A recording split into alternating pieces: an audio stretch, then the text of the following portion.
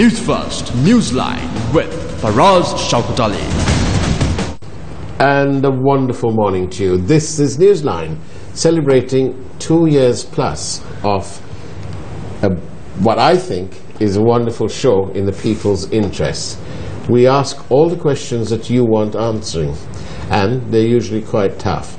And today we're going to take a look at what we've done over the last 2 years and also discuss some of the current issues that we're faced with. And of course I'm joined by Newsfirst's Chaturanga Hapraarchi. Good morning to you, Chaturanga. Good morning to you, Faraz. First of all, congratulations on the successful completion of 2 years on Newsline. Thank you very much. Whilst we're doing this, we must bear in mind that journalists can only go as far as the commitment that the publisher has.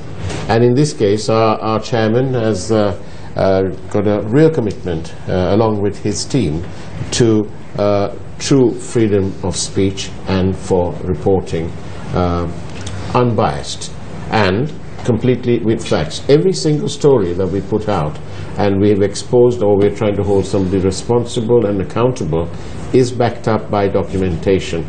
Let no one give you any other story. That is actually the way it is. No story comes into the newsroom without the appropriate documentation. If there's no documentation, it doesn't make the newsroom. And the freedom of the media and the power of the media could perhaps best be understood about what happened in perhaps the greatest nation on earth, when the most powerful man had these words to say on the 8th of August 1974, all those years ago. And let me play this clip from that date, August 8, 1974, from the capital of the world, from the United States. In all the decisions I have made in my public life, I have always tried to do what was best for the nation. Throughout the long and difficult period of Watergate, I have felt it was my duty to persevere, to make every possible effort to complete the term of office to which you elected me. Therefore, I shall resign the presidency effective at noon tomorrow. The Watergate scandal brought down the most powerful world leader, forcing him to resign. Now then, that was President Richard M. Nixon, who was forced to resign after his role in what was become known worldwide as the Watergate scandal broke. And the story, of course, was broken by two journalists, Bernstein and Woodard, who went on to win the Pulitzer Prize for their sterling work on that story. And it just goes to show that they were able to do that because the laws were in place. They had the necessary right to information, and all the other laws were in place, enabling these two young journalists to go and dig around and find out exactly the real story behind the break-in at the Democratic Party headquarters, which is then located at the Watergate Center. And of course that became instant history all over the world when the President of the United States of America was forced to resign. You were, of course, too young to remember all this. You were probably not even born. But do you think, Chaturanga, that you will see a similar thing happening again? See, for us, what I believe is, for us, the media, the social media, all these new platforms that are coming out are making a huge impact in the world in terms of getting the information across to all the people. And through this, I think now the Watergate issue took some time to happen, but things in the modern days, they are immediately transmitted to the relevant people. So I think if what we are seeing here in our country, the level of corruption that is going on, taking place amidst what is happening in the government sector, these things will grow up one day to become, another Watergate in our country. Even if you take a look at the bond issue that is going on, when we started reporting on it, when you started reporting on it, when our network started reporting on it, when several papers started reporting on it back then, people did not understand what it was. It was a complex issue, and people just, they took the information in as far as they could, and they just let it go. But it isn't really as that complex, because it was straightforward fraud.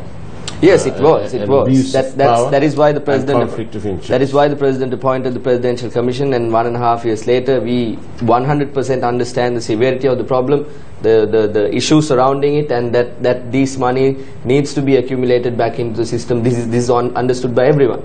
Let's take a trip down memory lane over the past 2 years. Our producer Stephanie Lazarus has chosen. About 6 clips. So here we go, down memory lane. Normally the COPE in its objectives, under its objectives, meets to discuss the financial situation, financials of state-owned enterprises. Yeah. But in this instance, this COPE is not meeting to discuss the financials of the central bank. Yeah. This COPE is meeting for a special purpose. The Parliament recommended the investigation by the COPE to go into the bond scam. Yeah. In particular, this is the first time a thing like this is happening. Yeah. Normally the COPE, under its scope, what it does is, the Auditor General is the authority to conduct the audits of the state-owned enterprises. So those audit reports, once they are submitted, they are discussed at the COPE and investigated if necessary. They go into it further, and then they give various directives. And remember, those directives, according to the rules of the Parliament, have to be observed as legally valid directives to the state-owned enterprise to which that directive is given. In this instance, you see, this is a special investigation, and the investigation was originated by a decision of the Parliament, and when that report comes out and it pronounces that somebody is responsible, somebody has to be investigated further, well, things are very bad for those people who were involved in such affairs. I think what the UNP parliamentarians some of the UNP parliamentarians in the COPE committee are trying to do is to prevent that happening. Well, that was Rusripala Tenakon, the former chairman of the bank, is still on, a senior banker, trade unionist, and a public interest activist.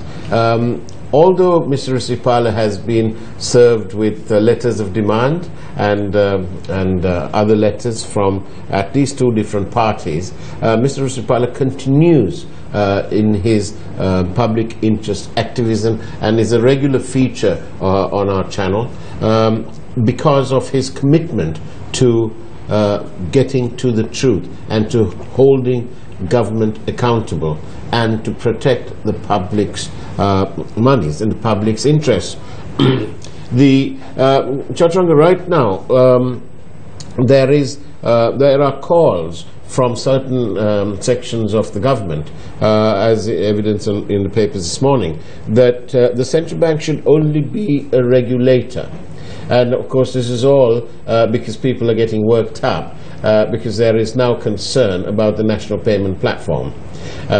Whereas in the absence of a Data Protection Act, in the absence of privacy laws, when this payment platform comes into play, it is essential that our information, people who are using online payment methods, including credit cards, charge cards, debit cards, whatever cards, it is essential that their information is safe. We have reports in the social media that a leading bank in this country, so some of the details of their privileged customers have been compromised, and there's an investigation going on to see how that's happened. Apparently it was a mistake. Yes. But that highlights again the need to be able to protect the data. So it's absolutely essential, and the Act speaks about that, doesn't it? Yes, Faraz, the fact that the central bank should be the regulatory and the supervisory role in a national payment platform is definitely highlighted in two separate acts of the country, the Monetary Law Act and the Payments and Settlement Systems Act of 28 to 2005. Now, what we've been trying to highlight throughout our story with regard to the national payment platform is that there is a issue with regard to the data protection, and there is an issue when the central bank is not the regulatory authority, and that we were trying to highlight these two major points throughout our story for us. Indeed. Our next clip down memory lane is the former Deputy Governor of the Central Bank, Dr. W.A. Vijayawardena, who came out, I'd describe his pace as slow and steady, and he's talking about the impact on interest rates. The interest rates in the government securities have started going up. Yeah. In fact, by about 5%. We call it 500 basis points. Yeah. And it's a cost to the government. And that is what I'm trying to say here. I'm trying to ask you, all this talk and misunderstanding that the events of that bond issue and the various things that happened thereafter and that has been happening there, that these are not merely notional losses. No, not notional losses, because the cost of borrowing actually did go up. The government's cost of borrowing. What happens is, for us, when the interest rates go up, the price of the bonds will go down. Yes. For example, if the government can sell a bond to a member of the public for 100 rupees, it has to now sell below 100 rupees. So the government has to give a deep discount to the investor, which is a loss, immediate loss. Yes. Because the government could have got 100 rupees by selling the bond, but now the government is getting, say, something like 75 rupees or 78 rupees. So it's a deep discount which the government has given as a result of the interest rates going up in the market. Now these are the anomalies which the Monetary Board would have noted at that particular point of time and taken prompt action to stop it. But it didn't happen. And that was going to be my second question. Do you think they've been asleep, the Monetary Board? What have they been doing? In fact, the Monetary Board had not been, in my opinion, because I have been watching over the conduct of the Monetary Board for the last 4 to 5 years, and I have found, for us, Monetary Board members had not been performing their duty by the nation. Well, you know, that was Dr. W.A. Vijayawardena, the former Deputy Governor of the Central Bank. And quite rightly, we suggested that the Monetary Board of Sri Lanka appeared to have been asleep during the run-up to the bond scam.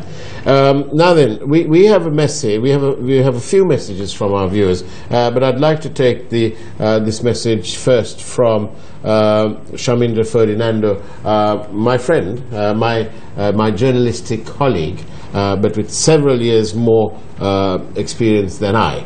And he says here, on this day, on this program, when we are celebrating 2 years and a little bit more of Newsline, and Shamindra Ferdinando says, very unfair that you are going after the Prime Minister. Now then, you know, I want to make this point very, very clear. There is nothing personal. This is work. This is a commitment. This is a passion. We cannot possibly endure the government making all sorts of dodgy deals and plans in which the people's monies, the Republic's monies, are being lost. And when you are the leader, then you must take responsibility. And if it's too hot in the kitchen, you do the obvious thing. You get out of the kitchen. And he went to a school which is learn or depart.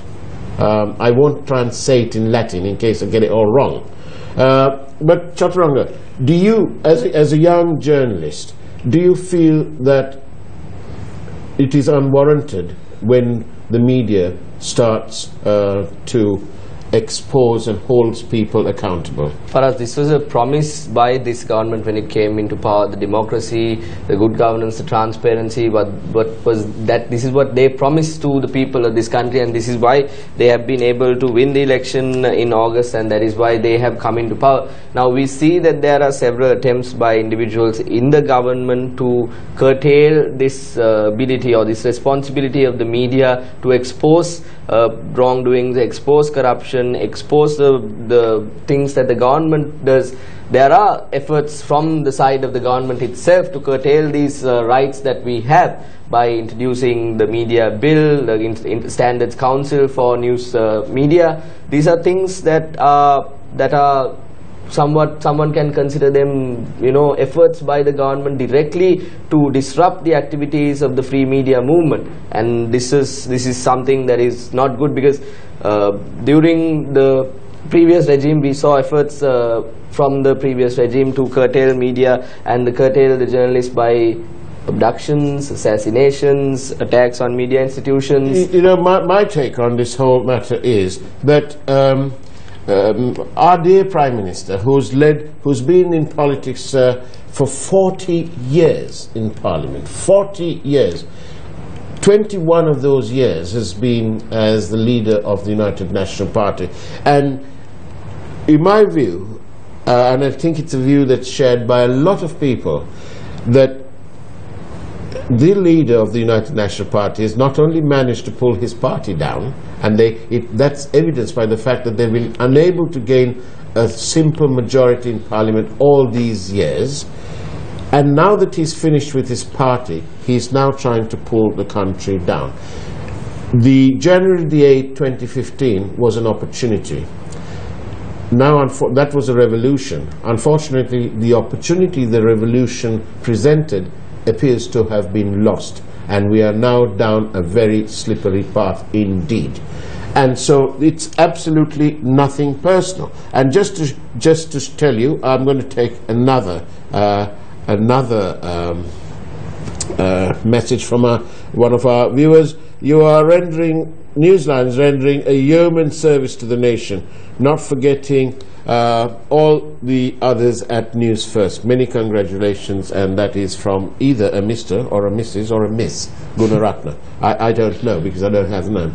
And so actually, Chaturanga, we've exposed, our network has exposed the shareholders of this Muhundan Kanage's company. He is the CEO of a listed US company, a technology company. And he is called the founder and the CEO and the architect of that company's activities. He is also the CEO of the apex technology agency in this country, ICTA. If that is not a conflict of interest, I'm afraid I don't know what it means then. And if we examine, and as we have done, the shareholders of that company, it is replete and it is littered with all his mates, as you would if you were doing a business. But that's fine.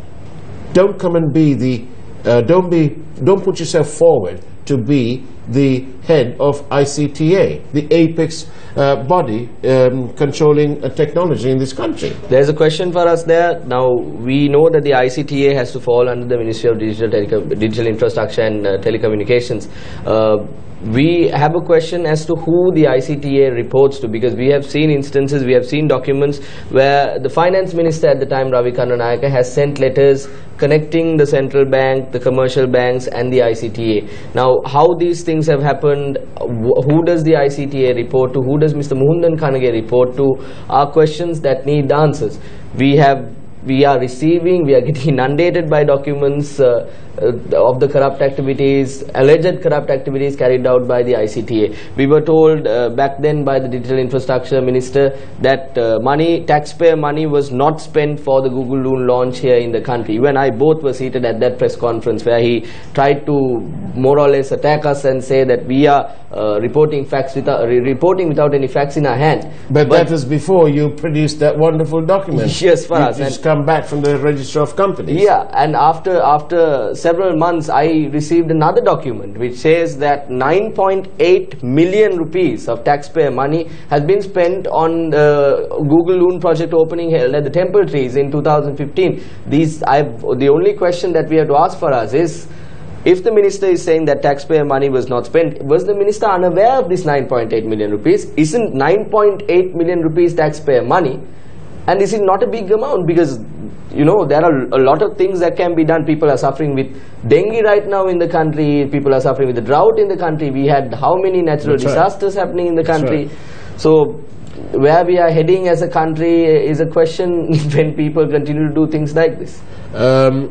The suggestions that this payment platform should be, that the central bank should only be a sort of regulator rather than a watchdog as well, it is beyond the comprehension of most liberal-minded people, because there is, in the absence of these other laws, like for privacy and to protect data that is being held, then we must place our faith in the central bank, and which is why the conscience of this country has been aroused in terms of Bondgate, and that's the name for the bond scandal. Let's refer it to it as Bondgate.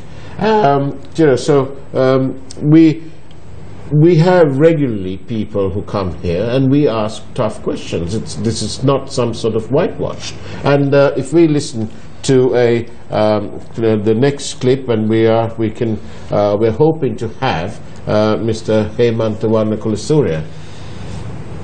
Is there so much? What I can't understand really, Hemantha, is why is this almost concerted effort to seemingly be partisan? Surely the interest of the people needs to go beyond party politics and party ideology and so on. Throughout history, governments in power, when they or their agents do something wrong, they go all out. They lie to the public to protect them. I can understand. I will tell you an example. When Vijayadas Inachi was killed, the government said, he made a confession that he was in this extrajudicial court, kangaroo court, and he was the chief executive who passed sentence on various people, which we find was an absolute lie, a confession recorded under torture.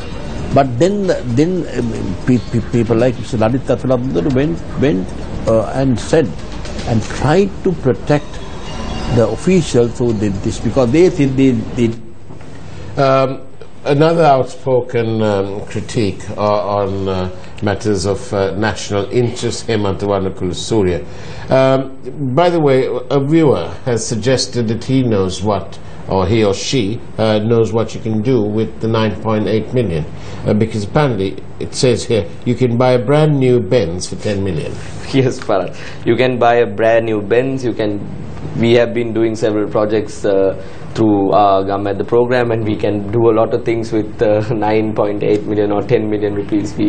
It's very sad for us, because see, every time the parliamentarians want to buy new vehicles or send out a supplementary estimate to renew their houses, they get that done somehow for us. But when it comes to solving the people's problems, this has been the case throughout the years. When it comes to solving the people's problems, they're at disarray. They fight in Parliament. We saw something happening at the North Central Provincial Council yesterday. The maze was broken into two.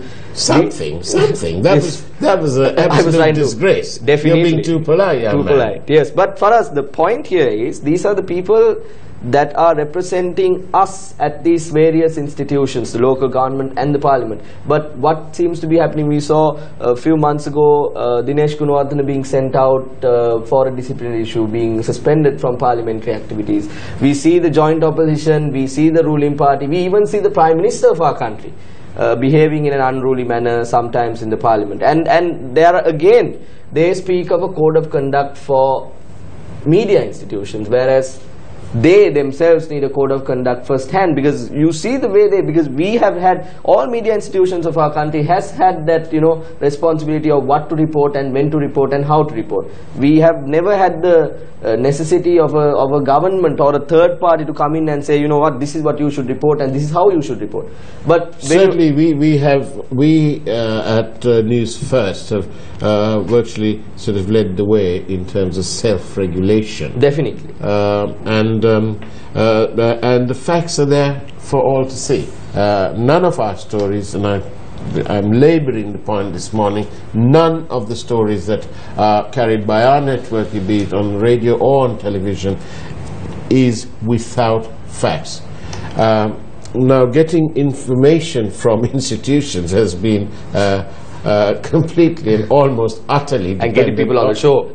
Yes, and getting people on the show. I think that the stress levels of our team must be at an all-time high, but it happens every day because we try and bring you guests here, keeping in with the news as and when it happens, and we try not to cancel them at the last minute, and so we avoid that by making our bookings really at the last hour. Our next, one of our last, the next guest on the next clip we have is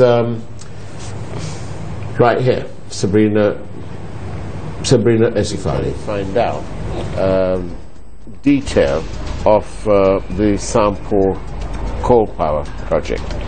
The Indian authorities have turned that down.